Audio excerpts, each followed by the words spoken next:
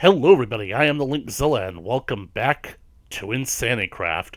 Now when we last left off, we had just completed construction of this lovely beautiful fountain, and me and the other maniacs, we got together, we went to the end, and we killed the nether dragon.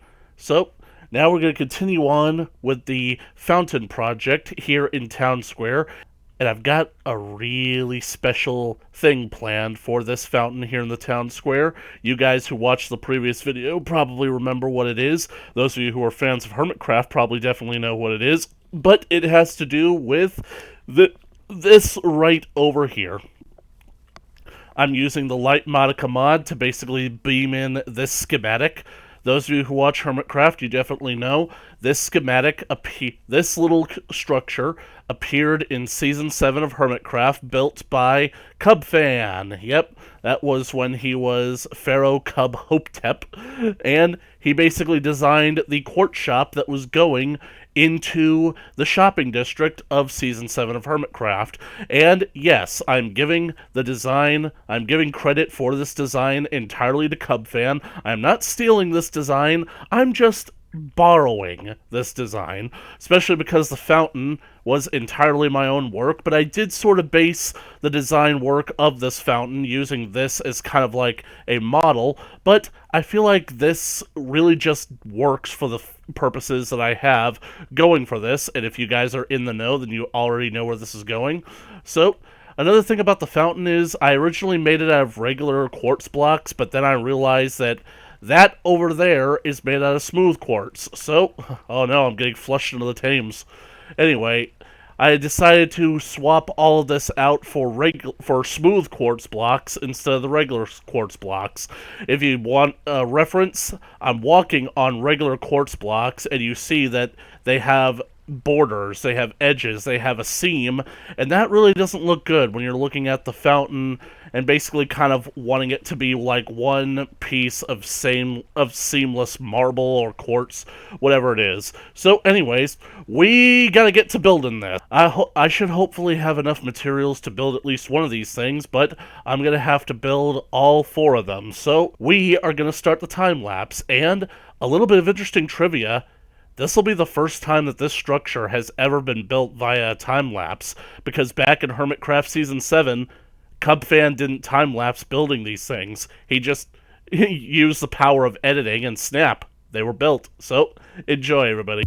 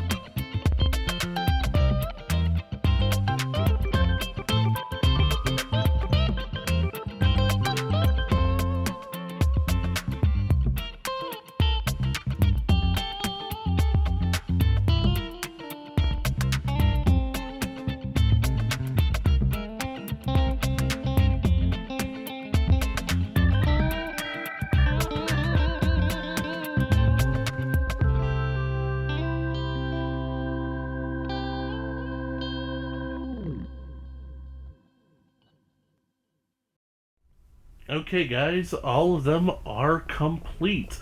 Let's get a nice aerial shot of this. Let's see. Yep, all of them are added in. They're completely all equidistant to the fountain. All of them are completely equidistant. As you can see, it doesn't look like it, but that's just a perspective trickery. So every single one of these is an exact same distance from the fountain as well as to each other. And basically, once everything is all squared away, I'm going to design a road that basically circles the fountain. I'm also going to have like a waterway that kind of feeds from these into the walkway itself, kind of like having small running streams or maybe gutters or whatnot. Anyway, I think that it's going to look nice, and I'm probably going to decorate this area with some flowers. Might get LT's input on that. But now, here comes the big challenge, because, like I said, all of this was part of a big project that I've got for the shopping district, and I built these little quartz towers here for a reason. I'm gonna fill in the water for them later, but right now, I've got to head back into the end, because in order to basically complete this as the perfect centerpiece of the entire world, we're gonna steal some ender crystals.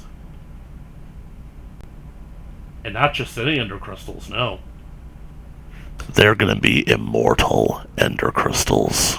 Now here we are in the end, ready to begin the next stage of our project, because in the last episode I basically went through great lengths to team up with the other maniacs to try and kill the ender dragon, basically in order to keep the end crystals intact. The truth is, that was a whole lot of editing magic. I ended up doing the trick with destroying the ender dragon with the beds in order to keep the crystals intact, but it turns out I didn't even really need to do that, so I guess that's basically the doof du jour on my end. So here we are in the end. As you can see over there, Varial is basically terraforming the end, trying to basically make it into kind of like the overworld, I suppose. But the whole point of what it is that we are going to basically generate immortal end crystals, and then we're going to steal them. So, as you can see, I have already got 3 of the end crystals here set up. The thing about making these crystals immortal, invulnerable, is because right now if I tried to move them, they would explode, and the best part about doing these crystal things is that I want them to have the beam shooting up into the sky towards 0, in the overworld, and the only way to do that is to basically get the beams permanently stuck on the crystals, which can be done once they are moved. So the idea is you use these crystals to respawn the ender dragon, and when I do, the ender dragon, the animation is going to basically reactivate all the crystals, and then it's going to spawn the ender dragon. But I'm going to destroy one of these crystals. Actually, I'm going to destroy all of them to prevent the ender dragon from fully being revived. I'm going to stop the ritual once the crystals are fully regenerated, so that I can basically steal them without being interrupted. So let's fly around and see what else I've got going. So over here, this is basically based on Cubfan's design. I watched his video on how he did it. It seems basically to work. So what happens is, whenever these crystals are replaced by the ritual down there with the put-in crystals, they generate an explosion, and the explosion comes out here and will take out this line of blocks, including this piece of obsidian and this chest. Right now, this chest has 1 item in it, and it's powering this comparator, which is powering the repeater, the block, and this repeater that's keeping this flying machine on standby. The obsidian block is what's keeping it from going, but the explosion will take out the obsidian block as well. Don't ask me how that works, it just does. And once these 2 blocks are removed, the chest and the obsidian, the power will turn off and the flying machine will be sent forward, where if everything goes well, I've tested this several times on backup maps. It really just sort of is pretty much RNG. If it goes well, this flying machine will push this crystal all the way over here until it is stopped by this piece of obsidian. I definitely did a whole lot of test runs on this. I know where everything is. So, I want at least 4 of these crystals, and I want to see if I can get all 4 of them with one go. So, I've got, that's 1. Here's another one, that's 2. Here's 3. And this one is 4. I set it up this way because I want it to basically do it to where, how do I put this? To where these ones are the ones that are most lined up with the end portal. This one is only 1 block off center, which I should be able to take care of, considering that I've got a piston suspended in the air. And the whole idea is between that one and this one is that we've got obsidian blocks that are meant to stop them. As for these 2 that are out here, the ones that are basically off center, the idea is that once they get pushed, they're going to continue to be pushed until they stop by these obsidian blocks here. Once they're basically secure, I go in, I clear out the flying machine around them, and then I activate these flying machines by pretty much removing the chest or emptying it, and these ones will push the remaining ender crystals into the center of this obsidian thing right over the portal. It should happen for that one and for this one. I've got them all lined up. I've tested these things several times. They should work, so long as I basically get the correct RNG. Then the question becomes, once I basically have moved the crystals toward the center, how do I get them to the overworld? And that's where these flying machines come in. The idea is that these flying machines are programmed to basically fly downwards, and once I basically have the crystals lined up here in the center, I'll activate these machines one by one and send them downwards, pushing the crystals into the portal and sending them to the overworld. And I think that that's definitely going to be the best method of doing this, because I've tested it several times and I have proven that I can get an immortal ender crystal through the portal using this method, and I can get it safely to where it needs to go. The most important thing is to do each of these crystals one at a time, because trying to basically move all of them through the portal at once will basically be disastrous once they get to the overworld, because they will all spawn in the same place, meaning that their hitboxes will all be intertwined, and it will be impossible to remove them. So, all that being said, it's basically, I'd say that it's about time that I sink this showboat. So, let me just basically power up this ender crystal to show you guys everything of what's going to happen. And you know what? Let me get recording so I can get this in third person so that you guys can see, because I'm going to need to be down here to monitor the crystals to make sure that I can destroy them with my trident. Ready? Let's go.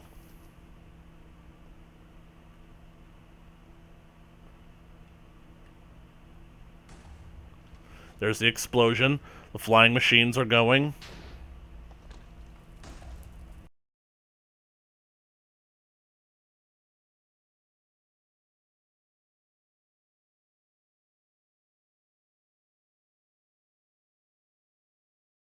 This is the last one. Shooting up, and...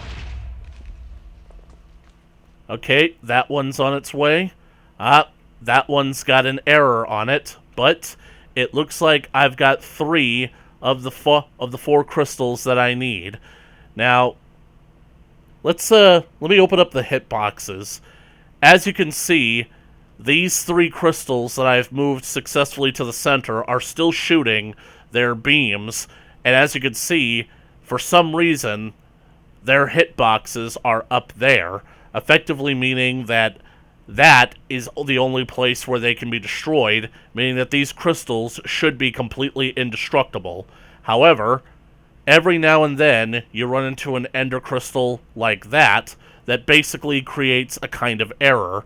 This error, for some reason, it prevents the crystal from becoming invulnerable and shooting its laser beam, and instead basically has it engulfed in flames. I have proven that you can get these crystals through the portal just like the others, but once you get them to the overworld, the flames do dissipate, but they don't shoot the beams, and the beams are what we are most interested in. The beams are what we want. So, effectively speaking, I am going to continue trying. I'm going to basically like reset everything, and I'm going to try and basically do everything all over again, and I'm going to try and set it up to where I can get all four of the end crystals to be shooting beams, and none of them have errors like this. So, this episode is obviously going to take a long while. It's going to take a whole lot of recording. I'll get back to you guys when and if I have all the crystals ready to go. So, bear with me. Boop. Okay, guys, we are back. I had basically, ran it a few times, and, well, let's take a look at what I've got. Yep, as you can see, I have no idea what RNG luck that I basically had, but I have got all four of the crystals, not only projecting the beams, but all of them to the center, and I've already made a backup of this map just in case anything goes wrong. Now I gotta try and focus on getting these guys into the overworld, which is gonna be a bit of a pain considering that I gotta do them one at a time, which means if I louse up at any point and have to return to the older save file, well, maybe I'll just make a few more backups just in case. Anyway, let's get started, shall we? Okay, here I am at the top of these machines. I'm going to activate the one that's facing the east first, so I can basically get that one to the overworld and show you guys basically like how it's done. Now the thing about it is that basically I've tested these things out, and I think that the best way of activating it is to power one of the pistons instead of one of the observers, because then once the piston is powered, everything else should just basically begin falling into place. So let's give it a try, shall we? So, the idea is that it'll come down, it'll push the crystal. Alright, and moment of truth. It's through! It went through!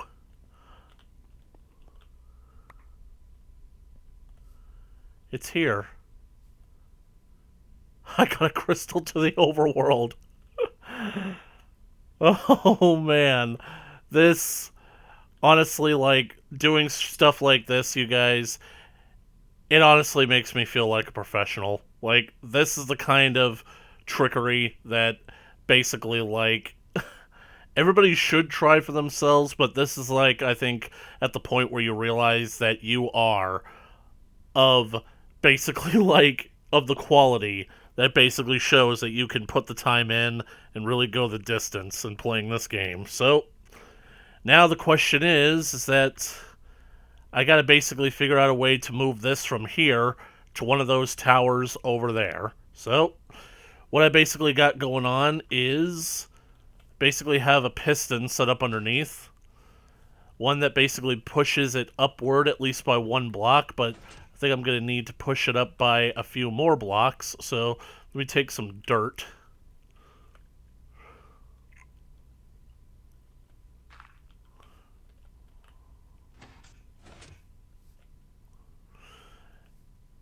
That might be a problem.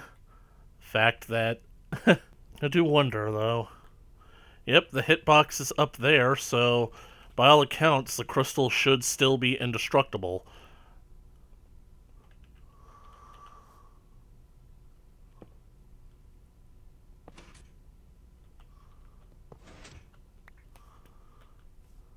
Alright, that at least removed the block, so if I could just get this a few blocks higher, then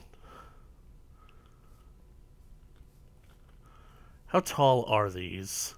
Let's see. 71 is ground level.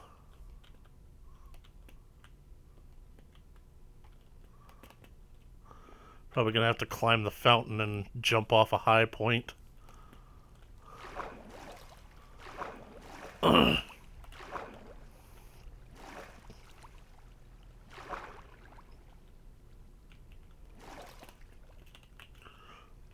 Crap. Okay. So 71 is ground level.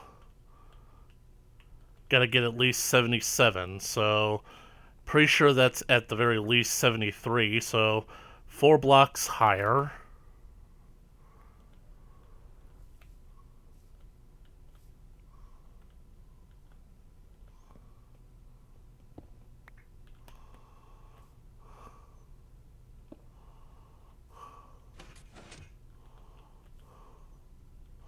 Oh yeah, right.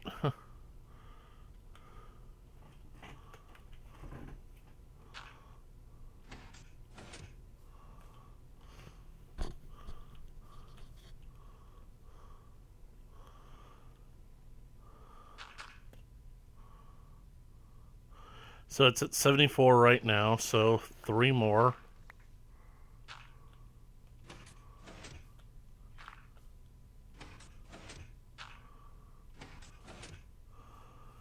You know, I do wonder, maybe I could build a structure that basically is that is up at that level, so that the other crystals will basically be there instead of down here. So, one way or another, I gotta basically move this all the way to at least one of these towers, and I don't want to basically have to set up the complicated flying machines, because then I'll basically have a lot less control than I actually want, because I don't want these things to basically get pushed off and taken off to a completely different location that I'm not 100% ready for. So I guess the best way to basically proceed is to pretty much, I think, basically do it one piston push at a time. And I want to do this with regular pistons, but it looks like all I have is the slimy variety. I kind of wish that you could separate slime balls from sticky pistons in order to get regular pistons back, but it looks like I don't have any of the regular pistons on me at this point. So there's only one way to go. I'll have to track down my handy dandy redstone box. So I'll be right back once I have it in tow. Okay, I'm back with my redstone box, and, well, I have basically got the crystal in position, and now the question is, how am I going to get it to the location that I need? So, let's see what I've got.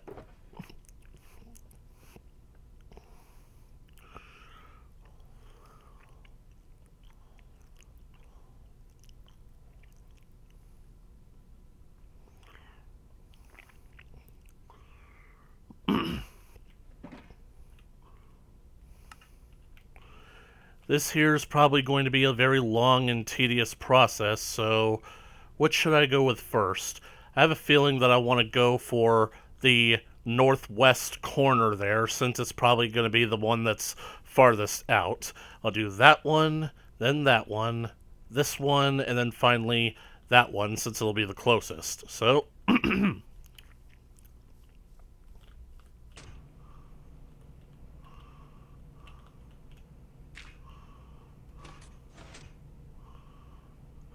alright, and that's it.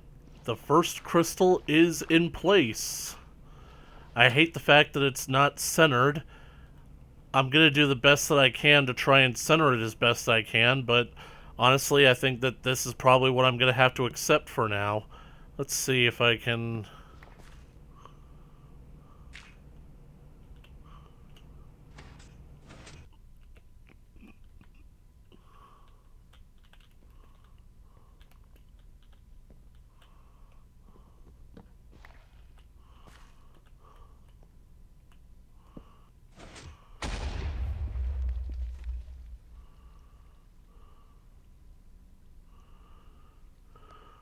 Well, that's a heartbreaker. I'm pretty sure that if I basically want to finish this project, I'm going to have to do everything off screen because this is very, very tedious, and I don't want to basically bore you guys to death, basically watching me do that with all 4 crystals, especially considering that I'm going to have to do it all again. So, anyways, I'll get back to you guys once I basically have all this cleaned up. Okay, guys, we are back, and check it out. Oh, the project is complete. I can't believe it. I cannot believe it. I mean, look at that. I got all 4 ender crystals here, and I set them up with every single tower. It was quite a long time getting here, but basically I really thank RNGesus for being with me because I had run several tests on trying to get the crystals through the portal.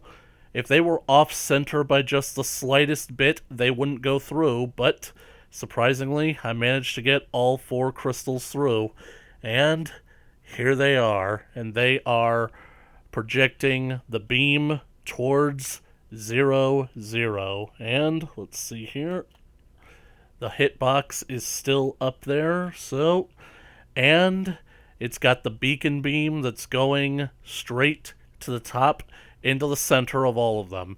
That's the thing that I always thought that the one from Hermitcraft was missing. I kind of wish that the beam was closer in color to the crystals, but the only way to actually do that would be to basically get it through different colors of glass. I mean, I could basically go from white to gray and black all the way up there if I wanted to, but I'm not sure if I want to basically go through with that. So, let's get an aerial view. Wow, look at that.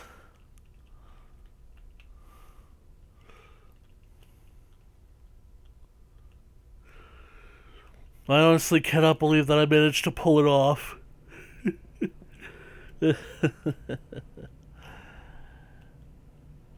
So, I guess now that I've got the centerpiece of the shopping district all set up, I guess maybe in the coming episodes I can basically work on making a pathway, making this entire area look nice, and then I could finally open the shopping district to finally have some shops getting made, and I can get to work on editing the memorial farm because I suddenly had an idea of how I can improve the farm. So that's something that I'll basically have to look into. At the same time, I can also basically continue with the other projects that I've got going on because once this central area is done, my area of focus is going to move over here to the base of Mount Maniac. Going to basically build a town hall that's going to line up directly with the fountain. It's going to have the community nether portal that's going to lead to the nether highway. And I'm going to do a whole lot of terraforming on Mount Maniac to make it look the slightest bit more insane, shall we say. But anyhow, that is all the time that I got for this video. If you liked it, please leave a comment down in the comment section below. Like it and share it with your friends. I know that you people don't like me, basically don't like it when people basically keep saying that spiel on YouTube, but quite frankly, our lives literally depend on it. So, please, if you like this video, subscribe for more InsaniCraft coming at me in the future. And as always, I'll catch you guys in the next video. Later.